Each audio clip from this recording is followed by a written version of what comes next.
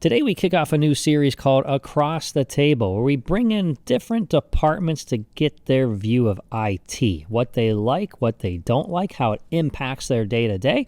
We always talk about how IT is in every corner of the business. Let's start hearing from some of those corners.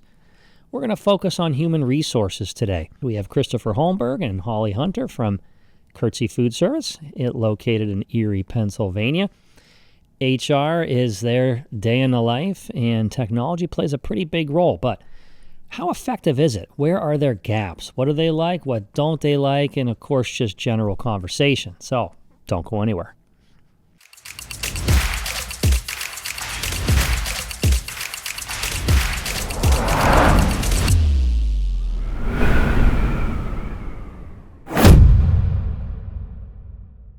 It's my old stomping ground when I was 18. We're very familiar with you. Yes. 20 years of my career I spent with Curtze and working for the Kern family. So great organization. Thank you both for being here today. Thank you for having us. All right, so let's kick off some intros. Maybe let's hear a little bit about what you do and how long you've been with the company. Sure. So I have been with Curtze for going on 3 years now, and I like to do a mishmash of everything. So I do everything from recruiting to interviewing, onboarding, benefit administration. I'm there to do it all. How many employees are now? Roughly, we have about 480. And now is that across all divisions, or is that isolated to one? That's Curtze in general. Okay. So that includes our Bedford plant. Okay.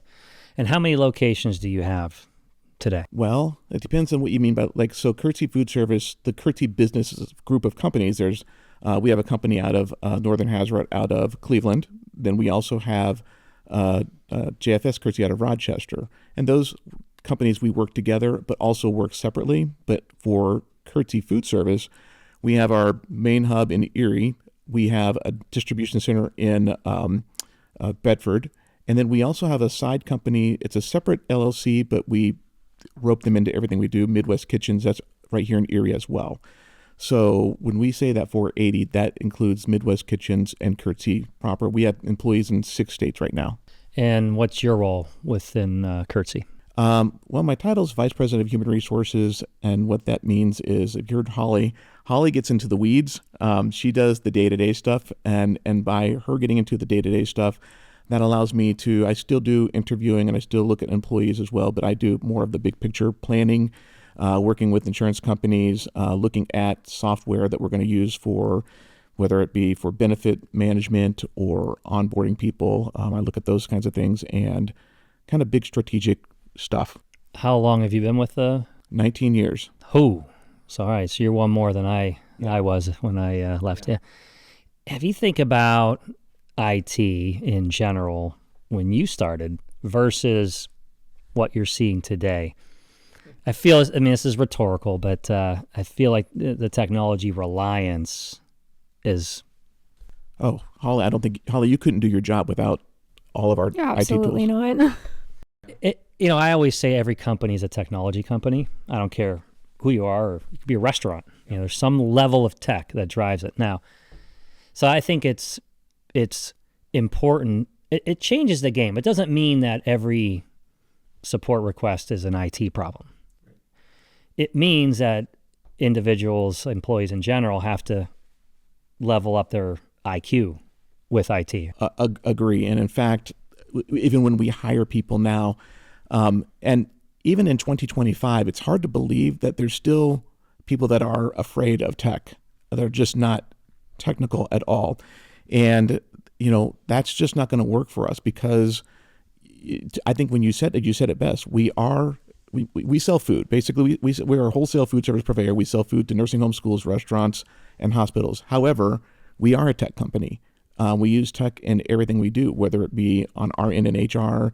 Of course, all of finance is heavily reliant on it, and our operations team. Every piece that we have relies on some piece of technology, and being able to work with it and communicate with it. So we look for employees that have that ability and are afraid of technology. So yeah, if I think of recruitment in general for your function, some of the recruiters I do business with are really soured on the LinkedIn. It gives I'll say false impression. I'm using their words. You correct me. But the false impression that everybody can be their own recruitment office because of LinkedIn. I find it dilutive. I mean, I feel like I can get some hits, but the noise is unmanageable. So when you think about recruitment, what are some of the tech areas that are relevant for you? Well, and is my LinkedIn feedback accurate, or is it bullshit? Oh, what do you think, Holly? I feel like anytime that we post something on LinkedIn, I never get any hits. I don't know if you get hits. Yeah, I think I'll see it's hit or miss on the hits that we get because of the kinds of jobs that we're recruiting for. But LinkedIn is it's hard because it's probably good for some industries and some companies. It does not work for us at all. There is a lot of noise on it, and it's not perfect. But then again, I'm not quite sure, if you want to know the truth, that there's great tools at all for any recruitment. At one point in time, we tried to hire just a full-time recruiter that could focus on that all day long, and we thought we'd get better results, and it didn't help. There's too much junk and noise out there, and what I mean by that is it's too easy for people to apply, and so people apply for everything, whether they're qualified or not, and then what happens is when we go to reach out to them, and this isn't Holly's expertise role, they don't even know that they applied for us, what we do. Or even remember what they applied for. Right. Yeah, and you can tell the chat GPT generated resumes. Yeah. They're looking for a developer, and all of a sudden this, based on the resume, because you can't ask age, can't ask anything these days, but based on the resume, I can ascertain this is a younger applicant, but yet the resume is a C-scroll of skill sets that they bring to the table. It's too noisy. Yeah. I'd rather pay a recruiter. Yeah. Just give me qualified candidates. And we have. I don't know that this is technology that's been around for a little while, but we started doing it when it became affordable and readily available. And to get through the noise, we do video interviews. So therefore, we don't waste and we do that for whether it's a warehousing janitor position or if it's a higher level position, because there's so many resumes that come through, and Holly gets to see them all, and it becomes very hard to look through them. Would you agree? Yeah, so this gives us the idea of who's actually interested in this position. And how are you collecting them? Is it through a LinkedIn-ish portal? Is it through your own website? It's a third party. It's called Wedge, and that's what we use. We've used a couple different companies, but Holly will look through, and there's folks that don't look that on paper just don't look they're even close for a good fit. They don't have the right skill set background, so we don't worry about those. But we're very liberal. I think, wouldn't you agree? I think you give a lot of people the opportunity to do video interviews, and that helps separate who's serious. If you're really serious about a job at Curtze, you're going to do a video interview. If you're just sending a resume because it's easy just to hit submit, and you're not really serious, well, then you're not going to do the video interview. So now we know who's a player, right? Who's interested in the job, and it gives us. They can do a video interview whenever they want. They at nighttime, and I think that's nice because if they currently have a job, they don't have to take a day off to come see us. That's right. So now they can do it at night. We've seen. How many videos would you say over the last 3 years that you've watched people doing it and sitting in their bathroom? There's quite a few. Yeah. I think that's the quiet place in the house. It's very obvious they sit in a bathroom. Oh, wait a minute. All right. So I'm misinterpreting this. Is this part of Wedge? Yeah. So they do the interview. Yeah. And give you the video. Yeah. So it's very interesting when you talk about IT and HR. We are putting together several different companies. We use software from many different companies to do all of our different HR functions. So we use a product called Employee Navigator. We use Applicant Pro for applicants. We use Wedge for video interviews. And the list goes on. Like, we use different things for different things. We have to. We don't have a single source. So we piece it together. But Wedge, And this is our lingo. We tell our and people that work for us know, the managers know that we sent someone a wedge. It sounds kind of weird when you said it, or if you say, did you see? Holly will see me and she'll say, did you see Joe Smith's wedge? Like, it's kind of weird lingo, but that's what we know what that means. And it's just a series of 3 to 5 questions for someone to do, and that lets us know that they're interested and gives us a little bit of a preview. Now we have something to pass on to the manager. Besides just a resume. So who decides who's wedge worthy? Holly. So I do all the screening of the applicants through our applicant tracking system. And then from there, I'll send them their wedge and just send them a text message to let them know, hey, you should be looking for this. And that's another way that we use technology. And I mean, it just gives them the opportunity to decide when they want to do it and where they want to do it. From the bathroom. Right. You would be surprised. Well, listen, if I could tell you, also lets us know. I was just saying, but like the noise, is it still noisy for you, or does Applicant Tracker give you a better set to peel through? It's still pretty noisy, but we do have, it almost has, what is that, percentage? Yeah. It kind of gives us an idea of who's a good fit for the job. Not necessarily completely accurate, but it does give you a better understanding of who might be better to look at. So AI is bleeding its way into everything that we do. You beat me to it, sir. Because I was going to say, because I think of AI and how it does help. Now, it helps the naysayers too. Yeah. Mm-hmm. Oh, yeah. I mean, it's not 100% accurate, but it does. But it gives you some of your time back. It does. I think what's hard is, so there's areas where AI works and areas where AI still needs a lot of development. So if we were hiring a computer programmer, okay, and we know what skill set a computer programmer should have, and we want them to be experienced, when we put that job together, the AI does a really good job of giving us a percent score because the AI knows what a computer programmer's background should be, right?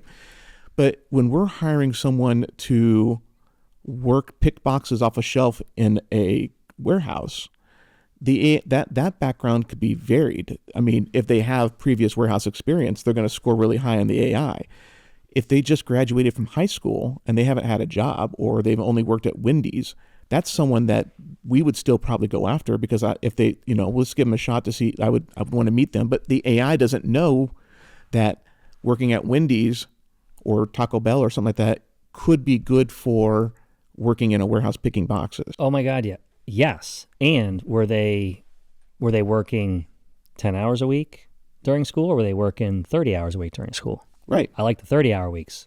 Time management, all that shit, right? All responsibility. Right. And so I think for us, it works and doesn't work. And then we have the ability to look, and it gives us a score, and it will say, like, let's say 75% match. Well, that might be good, but we can click yes or no, or we like this or not like it. And so we can help continue to train the AI that this was the kind of person that we like. And I would assume over time it's going to get better. It should. And is it trained for Curtze Foodservice? No. Wants and needs, or it's for the larger language model? It's the large. So it's going to be the larger breadth of companies. This is all in its infancy. Yeah. So it's really cool. Like I learned 3 things already here with, because I've seen through my clients, like HR it's funny because I felt like, especially when COVID was around, you had this desire, how are we going to get people back in the office? Yep. Finally the pendulum's swinging back there, thank God. But it was, HR became more about the human side, not the admin side. Yep. But it feels like to me that it's starting to go back to the admin side again. Is that? Holly, you are the admin side. How do you feel? As I say, because you're busy. Because HR is kind of like finance and IT traditionally. Yeah. Like your cost centers. Yeah. And we're trying to wring that napkin out as hard as we can. Well, you don't need an HR, maybe an HR generalist, but we're not. No. I think that is for a lot of companies. If they are cost centers. And I think that having leadership in your company that understands the full value of what HR does and brings to the table, and that they are someone who should be included in big decisions, and why they're included in big decisions, I think that that's a company that will eventually excel with their people and their growth needs. So those Christopher Holmberg, HR Lifeline. Yeah. So, but I mean, because it's very easy, like we see it in the numbers, people come in, people go. And so if the owners believe in what we're trying to do, and it's not just hiring people, and not just administratively, but what the bigger picture is, and how people need to be treated in this day and age, and that we need to invest in our leaders and change how they think about things, it will eventually, the ROI will fix itself. It's hard to show it, but when we aren't hiring 200 employees a year, the cost will go down. When people retain and stay at the job longer, picking groceries, and they stay there for 3 to 5, 6 years, they're going to pick faster because we have employees that have been there longer. So then they're going to be more efficient. So it's not a direct line that we can show and prove, but it's something that you have to have faith that if you listen to what we say and let us help guide the process, we're going to help us. We will, and let us invest in these things. It will pay for itself. It's too easy to cut and run. Yeah. And so what's your X factor? Like the fact that, and I do think remote work lives on forever. It just will. I mean, it gives you the ability. You could have really good workers, like IT work, like developers. Yep. Does the developer need to be sitting in front of their desk on site for it? No, they don't. Right. Do they need to be accessible? Yeah. Of course. And if there's a larger strategy, you bring them in, like all these things, right? But the cut and run is too easy now because remote work is now part of the workforce DNA, and LinkedIn, for all its flaws in actual recruiting, it's actually pretty good if you're a knowledge worker, if you're just a worker, throwing yourself out there. So what's going to make that employee think a minute before cutting and run?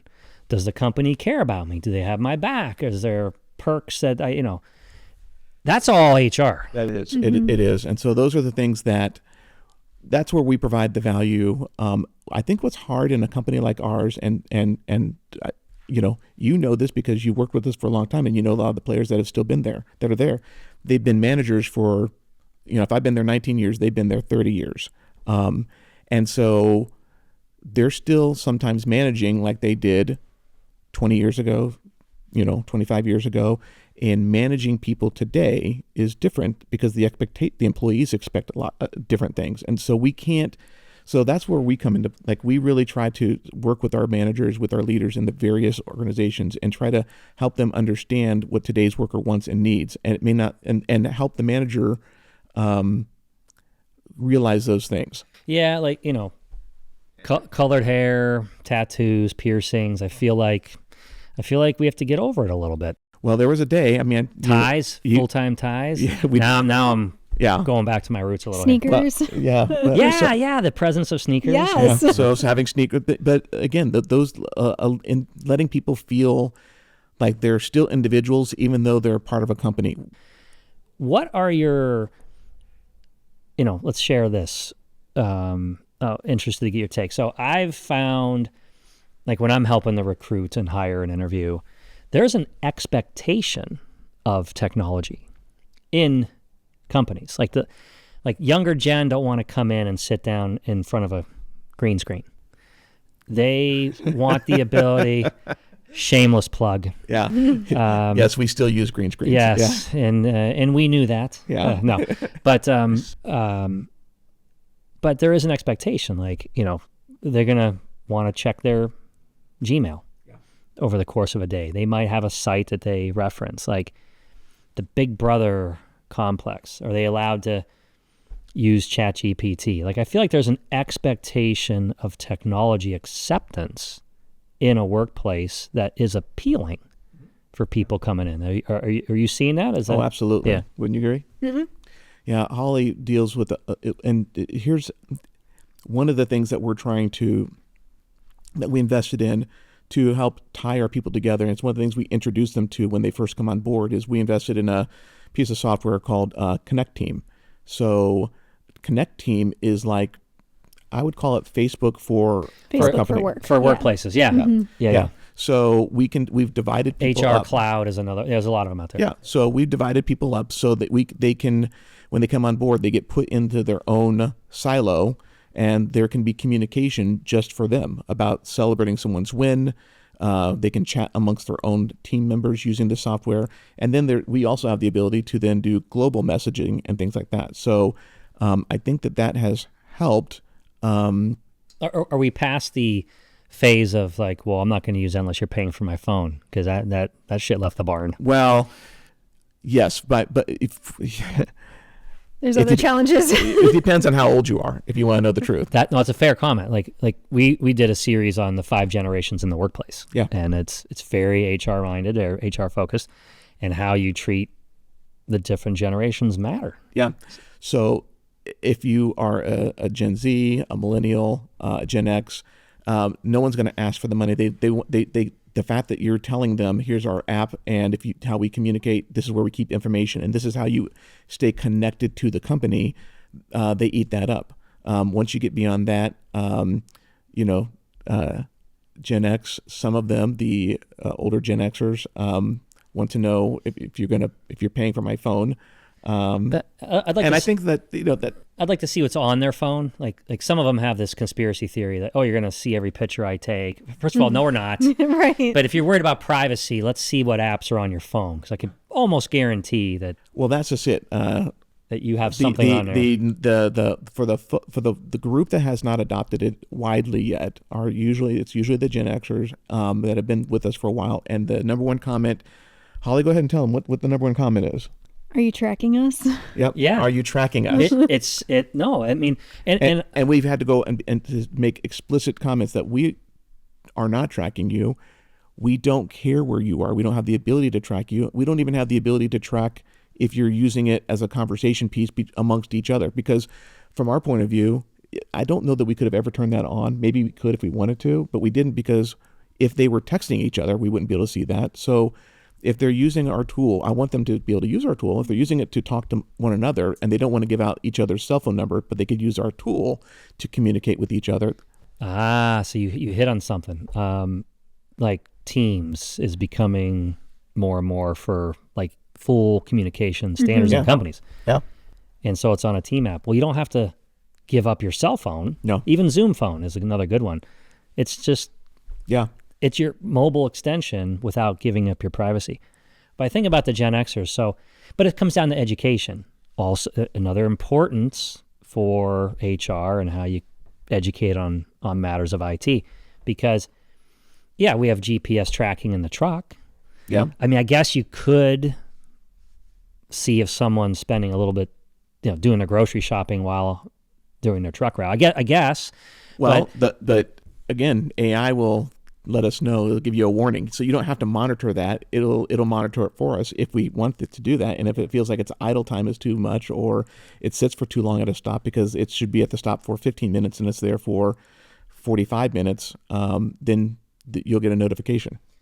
But that's what I think feeds and fuels the skepticism of using this app on the phone. Well, you're gonna track me, because you're doing it when I'm on my truck route, as an example. Yeah, but that's education. You gotta. No, it is. And having the managers believe in and buy in. I think, again, we've mentioned a couple times, we're employees in 6 states. So there's the entire HR team for 480 people is this right here. See, all the more why technology is so important. And it's funny. One thing that we're doing for companies, because you can create your own, you're with Curtze, I'll call it your Curtze Copilot for HR. And what it will do is, and maybe you're doing some of this now, I'm just thinking out loud, but it takes all your policies. I mean, how many times do you get a call? How much vacation do I have? Or what, all that, A lot. Yeah. What's Let's go to Holly. what do I get for bereavements? Yep. But you feed your agents, not out in the ether, large language model land. This is your environment. You feed it all your policies and documentations. This is why the HR agent to me is the gimme. Yeah. And it just creates a chat agent, internal chat agent, where an employee can go, what's my ... And it gives you the information, saves you a phone call, and it's a 24/7. Good news is, I love that you're using technology to help eliminate the mundane, cut down the noise. Yeah. Okay. Now, I feel like your last mile is how you get the things to talk together. That is our challenge. When you have 200 employees that come and go a year, that is a lot of transactions to put people in all these various systems. So how does this get supported? Are you looking for your internal teams to offer guidance and support, or is that just one of you having to reach out yourselves? Because some of the information is rather confidential, but from this portal's down or the site's down, or how can I integrate this? Who's that go to? That's us. Is it? Yeah.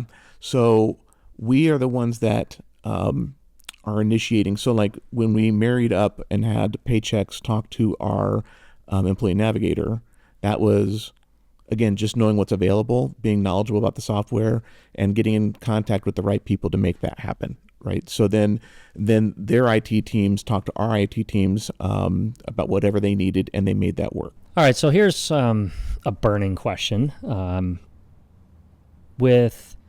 I feel like the demand for specialized IT roles, it hasn't slowed down from what I'm seeing with my clients. It's they always need, whether it's a developer or someone who's Power Platform, Microsoft Fabric's becoming the thing for data. You got to find these folks, and ideally you're finding them within earshot of a location, because back to the pendulum is starting to come.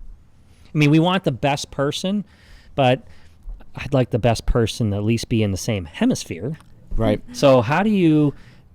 So when you're looking, let's say you get a flood of applicants. We get a flood. Okay. When that happens, we get a flood. So help educate us. Like what are you looking for? I mean, do you assume like there's not the spoon feed of response here, but I tend to assume technical competency. I care more about culture fit. Like I don't do an interview unless I can do a happy hour or a dinner with this individual.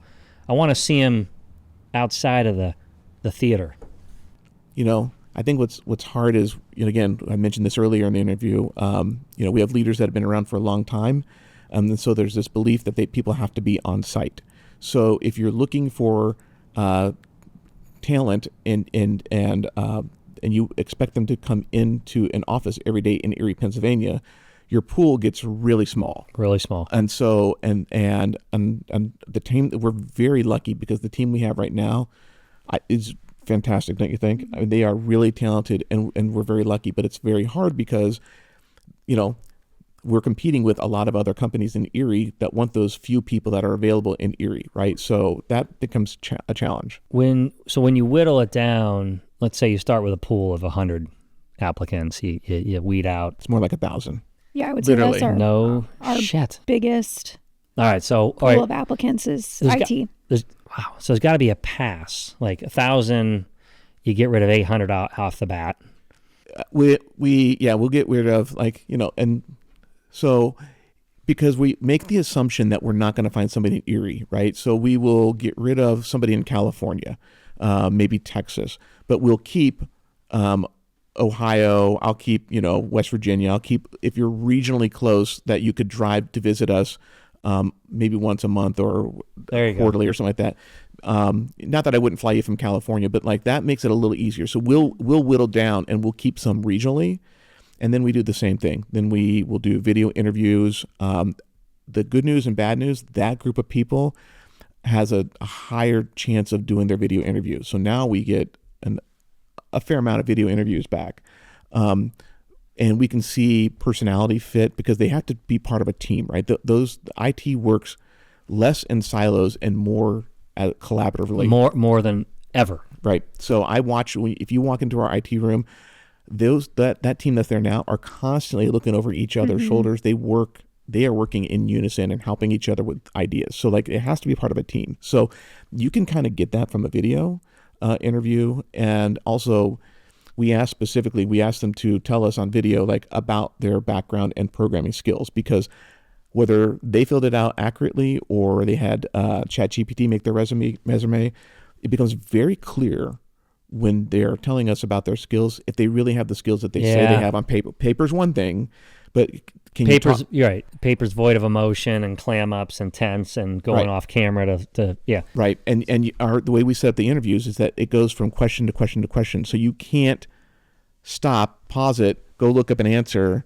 and come back. We do that on purpose to make sure we get because in a real life interview you can't do that, right? So we set it up to get the best read on a person we can, and then we show that to our IT team, and then they'll pick people to come in and we take it from there. So, all right. So you probably both have been involved in many major initiatives. Yep. And sometimes initiatives are technology driven. I would say almost always. Does your door get knocked on a little more frequently? Like, do people reach a tipping point? How do you mean for change, or for IT, or for? We'll put them together. Okay. But it's like people have day jobs and they're being asked to implement a system, and it could be an 18-month endeavor, and they reach a tipping point and you're an outlet. We have Holly has a great chair in her office where everyone comes. I have a couple sofas or a couple chairs in my office. Kleenex? We both have Kleenex. And I would say that our jobs over time, and what's very interesting is we are both affected the same way, but by different groups of people, but we have become counselors. We are definitely counselors. You have to be. Yeah. I think I counsel probably more managers. I think I get the managers, and then I think you'll see like a lot of the end users or the work. Like, All right, so thank you for that. I mean, because it's so important. Like, you have to be Sigmund Freud on some level, because anymore it's and AI is going to make it worse. Okay, so you're telling me we can 2x our revenue, but only have to 0.25x our headcount to support it. Yeah, if I'm an owner or shareholder, that sounds really good. Doesn't that sound awesome? Well, the burden and the stress, who do you think that falls on? Whoever's left. The people in the trenches. So is there any wish list you had that would make that part easier for you? Like bringing folks in, or I don't want to call out anybody on your current team, but I'm trying to get to the question of like, there's got to be something that you wish was better, just generally speaking, when it comes to tech and helping you do your job, but also manage current situations. I know I've got an idea. But I want ladies first, if you got something first. Everything all under one umbrella. Yeah. I would say that. Meaning your systems and yes. Okay. And here's a head scratcher moment, because I wish more companies would do it, was taking the exit interview process seriously. I'm so tired of the cookie cutter bullshit answer. Well, I was just ready for the next chapter in life, and you guys have been blah, blah, blah. No, I'm leaving because this guy was an asshole, or, blah. No, I want that raw, honest feedback, because how are you going to get better? I agree. I think, and just because we would agree with you. Yeah, because and you know what, I don't know. I wish more people would do it, because what I hate is when I get the 2-week notice. That means the job's already secured. Yeah. You already lost them. Yeah. So having these open, honest dialogues, like. Well, I think what the hope is that before you ever get to that point, that the managers see that and recognize that. And I think that to your point, there's stuff to be learned there about why they left. And maybe we were always going to lose them, right? Maybe they're just good person, wrong fit. But if there's something that we're doing wrong, or the manager's is treating people inappropriately, I think what's hard is that you got to identify a pattern though too, right? Because you will have someone getting burned for a reason that's probably better that they left anyway. But patterns do emerge. Yep. No, we can see that. We understand the patterns, and when I mentioned earlier, we brought in that full-time recruiter. One of her jobs was to focus on exit interviews, and also interviews at 30, 60, 90 days to kind of get a read to see if we were, and I thought that was beneficial. And I think that we learned some things from that. The problem was keeping that role busy for 40 hours a week in our slow periods was always a challenge. Yeah. So like that was not that we're already busy, but we don't have a lot that we could take off our plates to make. Well, hey, thanks for joining me today. This was a great conversation. It's always interesting to hear how other departments rely on technology and where we could be doing a better job, what's working, what's not working. And I learned something today about your function. So I think you learned that you don't want to be in HR. Would that be correct? Well, if I go through my lessons learned, yeah, I think I'll. When you told me you go through 200 employees a year, just the cycle of things, wow. I don't know how. I mean, for a two-man army, you're doing a great job. We do what we can. But thank you for having us today. Yes, I had a great time. Thank you very much. Thank you. Thanks.